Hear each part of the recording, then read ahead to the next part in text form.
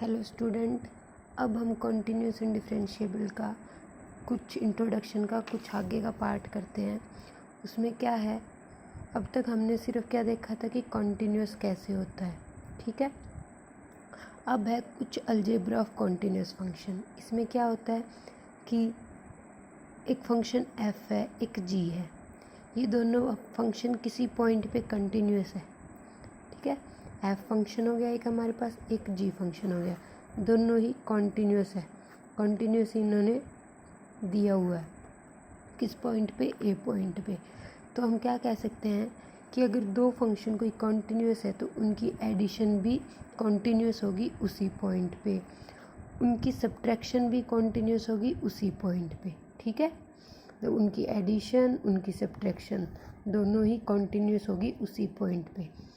और अगर उन दोनों में से किसी फंक्शन के साथ हमने कोई स्केलर, जैसे स्केलर मल्टीप्लाई कर दिया, कोई नंबर मल्टीप्लाई कर दिया, रियल नंबर ही, तो वो भी क्या होगा, कॉन्टिन्यूस होगा उसी फंक्शन पे। उन दोनों फंक्शंस की मल्टीप्लिकेशन भी कॉन्टिन्यूस होगी उसी फंक्शन पे। अगर उस फंक्शन का रेसिप्रोकल करते हैं तो वो भी कंटिन्यूस होगा, बट उसमें क्या कंडीशन होगी, जो हमारा ये फंक्शन होता है वो क्या होना चाहिए, जीरो नहीं होना चाहिए, क्योंकि जीरो हो जाएगा तो वो अनडिफाइन हो जाएगा ना। इसलिए जब हम किसी फंक्शन का जो कंटिन्यूस है उसका अगर हम रेसिप्रोकल करेंगे तो वो कंटिन्यूस कब होगा, जब f है वो function not equal to zero, ठीक है।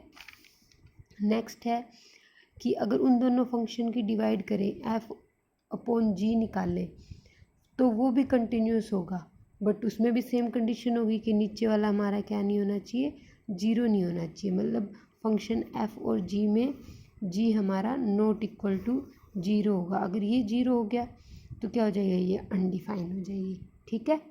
तो ये हमारे कुछ थ्योरम्स हैं, ये हमें याद करनी होगी क्योंकि ये हमारे क्वेश्चन में आगे काम आती है। आगे देखिए, नेक्स्ट थ्योरम क्या है कि let f and g are two real function. f और g दो कोई रियल फंक्शन दे दिया, तो f ओ g कैसे होती है, हमें पता है ना f ऑफ g क्या होता है। f ऑफ g का मीनिंग होता है f of g of x, मतलब g x पे डिपेंड करता है और f पूरे g x पे। तो इसी तरीके से हमारा कॉन्टिन्यूस होगा कि f और g को भी हम कॉन्टिन्यूस कब कहेंगे, कि g is continuous at a। किसी पॉइंट पे अगर g कॉन्टिन्यूस है तो f किस पे कॉन्टिन्यूस होएगा, g ऑफ a पे, ठीक है। कि g फंक्शन कॉन्टिन्यूस हो गया a पे, तो f फंक्शन किस पे कॉन्टिन्यूस होगा, g ऑफ a पे। तो हम क्या कह सकते हैं कि f ऑफ g है वो कॉन्टिन्यूस होगा at x is equal to a पे। आ गया समझ में, कॉन्टिन्यूस फंक्शन, ये हमारे क्या हो गया, कंपोजिशन। नेक्स्ट है, अब तक हमने करा कि अगर दोनों फंक्शन कॉन्टिन्यूस हो तो नेक्स्ट क्या है, अगर एक फंक्शन उन्होंने कॉन्टिन्यूस दे दिया और दूसरा डिसकॉन्टिन्यूस। एक फंक्शन कॉन्टिन्यूस, तो जैसे f ले लिया हमने कॉन्टिन्यूस, g ले लिया डिसकॉन्टिन्यूस, ठीक है। तो उनकी एडिशन और उनकी सब्ट्रैक्शन कंपल्सरी है, वो क्या होगी, डिसकॉन्टिन्यूस ही होगी, ठीक है। If fx is continuous and gx is discontinuous, ज़रूरी नहीं है fx डिसकॉन्टीन्यूस हो, gx कॉन्टीन्यूस भी हो सकता है, लेकिन एक कॉन्टीन्यूस होगा, एक डिसकॉन्टीन्यूस होगा। तो उनकी subtraction and addition of these function is always discontinuous, ठीक है। बट हम उनकी जब प्रोडक्ट करेंगे तो प्रोडक्ट ज़रूरी नहीं है कि वो डिसकॉन्टीन्यूस आएगी, वो कॉन्टीन्यूस भी हो सकती है और डिसकॉन्टीन्यूस भी हो सकती है, ठीक है। तो एडिशन और सब्ट्रैक्शन तो क्या होगी, डिसकॉन्टीन्यूस होगी, लेकिन उनकी जब मल्टीप्लिकेशन करेंगे तो वो ज़रूरी नहीं है डिसकॉन्टीन्यूस हो, वो कॉन्टीन्यूस भी हो सकती है उसी पॉइंट पे। हो गया। नेक्स्ट है हमारा, अब तक हमने कॉन्टीन्यूस किया है किसी पॉइंट पे, अब हमने करना है कॉन्टीन्यूस ऑन इंटरवल, किसी इंटरवल पे, चाहे वो ओपन इंटरवल हो चाहे वो क्लोज्ड इंटरवल हो, ठीक है।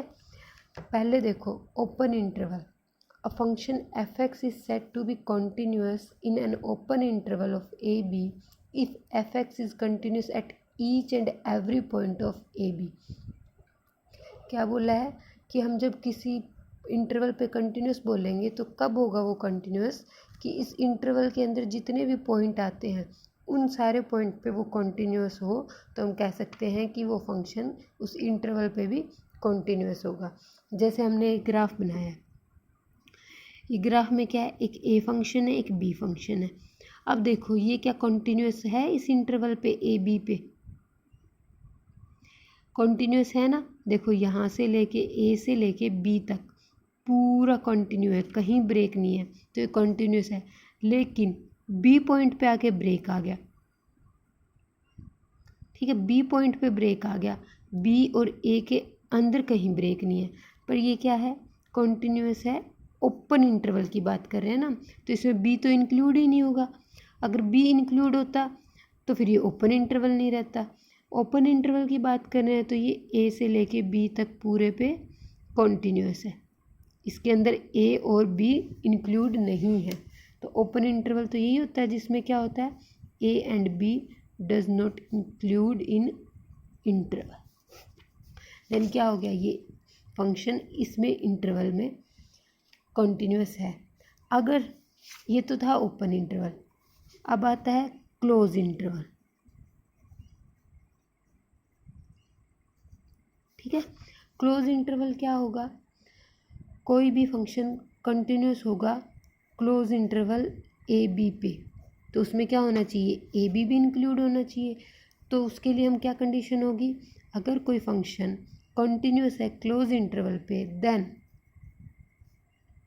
It's continuous in open interval. Open interval में तो कंटिन्यूस होना ही होना चाहिए।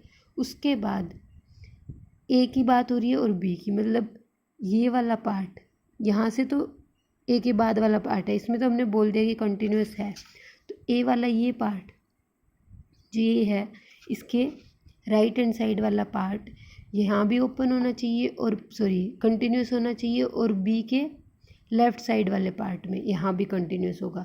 तो हम क्या कह सकते हैं कि वो क्लोज इंटरवल में भी होगा। तो फर्स्ट कंडीशन क्या है क्लोज इंटरवल की, कि वो फंक्शन कंटिन्यूस होना चाहिए ओपन इंटरवल में। सेकंड कंडीशन क्या होगी, वो फंक्शन कंटिन्यूस होना चाहिए ए के लेफ़्ट साइड में, ठीक है, राइट साइड में इधर। एंड थर्ड क्या है, वो फंक्शन बी के लेफ़्ट साइड में भी होना चाहिए। ये तीन कंडीशन हो, मतलब तभी माना जाएगा ना। जैसे हमारा ये इंटरवल है, पहले तो हमारी ओपन की बात हुई थी, तो ओपन में तो ए बी को छोड़ के सारे थे। अब जब हमने क्लोज करना है तो इसमें यहाँ से लेके बिल्कुल यहाँ तक बी पॉइंट तक यहाँ होना जरूरी है कंटिन्यूस।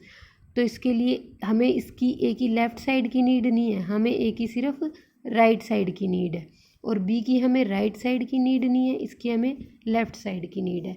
तो ए के राइट साइड में और बी के लेफ़्ट हैंड लिमिट, ये दोनों भी क्या करनी चाहिए, एग्जिस्ट करनी चाहिए और कंटिन्यूस होना चाहिए। तो हम क्या कह सकते हैं, कोई भी फंक्शन क्लोज इंटरवल में भी कंटिन्यूस होगा, ठीक है। अब कुछ थ्योरम है हमारे पास, क्या दे रखा है।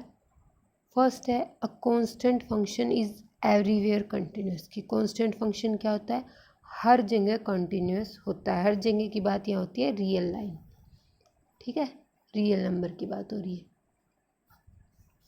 फिर बोला इन्होंने the identity function is everywhere continuous, कि आइडेंटिटी फंक्शन भी होता है हर जगह कंटिन्यूस। अब polynomial function is everywhere continuous, polynomial function भी हर जगह कंटिन्यूस होता है। Every rational function is continuous at every points it's domain, कि रैशनल नंबर है वो उनके अपने कुछ डोमेन के पॉइंट पे कंटिन्यूस होता है, हर कहीं पे नहीं होता। उन सब वो डिपेंड करता है कि उसका डोमेन क्या है। इस पर हम बात करेंगे, पहले एक बार सारे रीड कर लेते हैं। The modulus function and exponential function is everywhere continuous, modulus function और एक्सपोनेंशियल फंक्शन भी हर जगह कंटिन्यूस होता है। Sine x cos x function everywhere continuous, but tangent x, cot x, secant x, cosecant x function is continuous in its domain. देखो ये हर जगह कंटिन्यूस है लेकिन ये अपने डोमेन में कंटिन्यूस है। अब हमने इन सब में ये चीज़ देखी कि आधी जगह तो लिखा हुआ है एवरीवेयर कंटिन्यूस, आधी जगह लिखा हुआ है कि कंटिन्यूस इन इट्स डोमेन। अब ये क्या है, कंटिन्यूस इन इट्स डोमेन और एवरीवेयर कंटिन्यूस क्या होता है, पहले हम ये रीड करते हैं। कॉन्टीन्यूस फंक्शन क्या दे रखा है इन्होंने, a function f is said to be continuous if it is continuous at each point of its domain, कि कोई फंक्शन को हम कॉन्टीन्यूअस कब कहेंगे, जब वो अपने डोमेन के हर पॉइंट पे कॉन्टीन्यूअस होगा। डोमेन मतलब कोई भी फंक्शन है तो उसका हमने करा ना, एक डोमेन होती है, एक रेंज होती है, मतलब उसकी कोई लिमिट होती है, क्राइटेरिया होता है उस फंक्शन का, वो उसके अंदर अंदर के हर पॉइंट पे कंटिन्यूअस होगा। डोमेन की बात करें तो मतलब कुछ फंक्शन ऐसे होते हैं जो अपने सिर्फ अपने क्राइटेरिया के अंदर अंदर के हर पॉइंट पे कंटिन्यूस होते हैं, लेकिन कुछ फंक्शन ऐसे होते हैं जैसे एवरीवेयर कंटिन्यूस फंक्शन।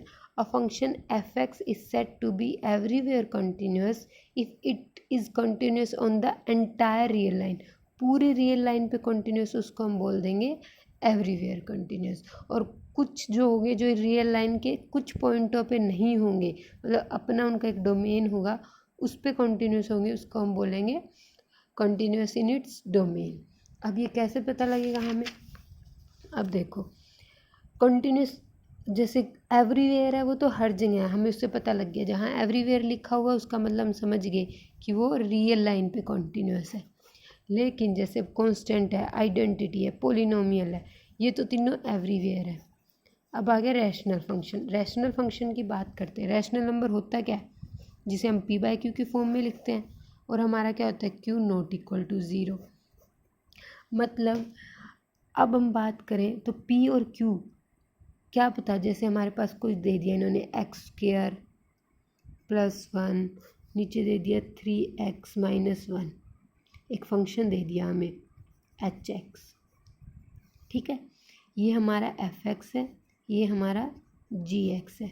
अब ये भी पोलिनोमियल है, ये भी पोलिनोमियल है, एफ एक्स भी हमारा कॉन्टीन्यूस है और जी एक्स भी हमारा कॉन्टीन्यूस है एवरीवेयर पे, क्योंकि हमने अभी पढ़ा था कि पोलिनोमियल फंक्शन एवरीवेयर कंटिन्यूस होता है।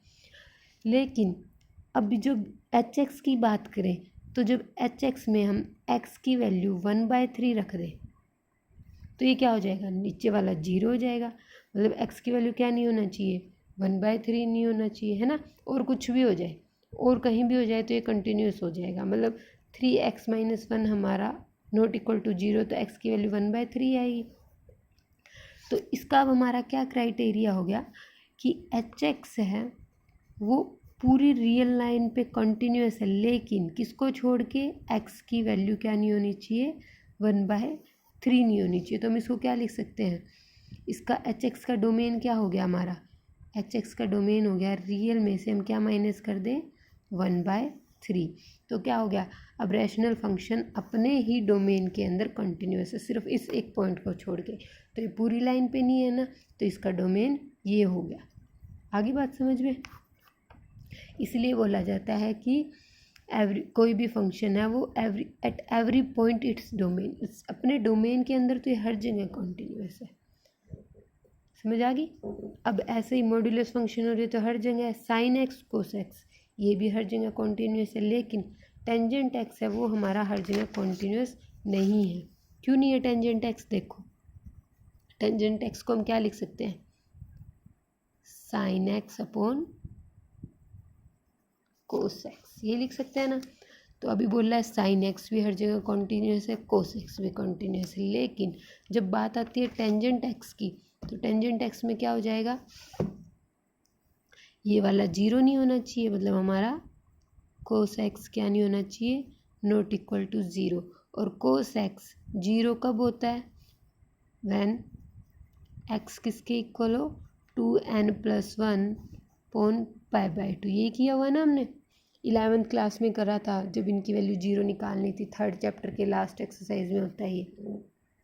तो मतलब x की वैल्यू 0 कब होती है, जब x इसके इक्वल हो, तो x इसके इक्वल नहीं होना चाहिए नॉट 0 के लिए। तो तो इसका मतलब क्या हो गया, हमारा टेंजेंट एक्स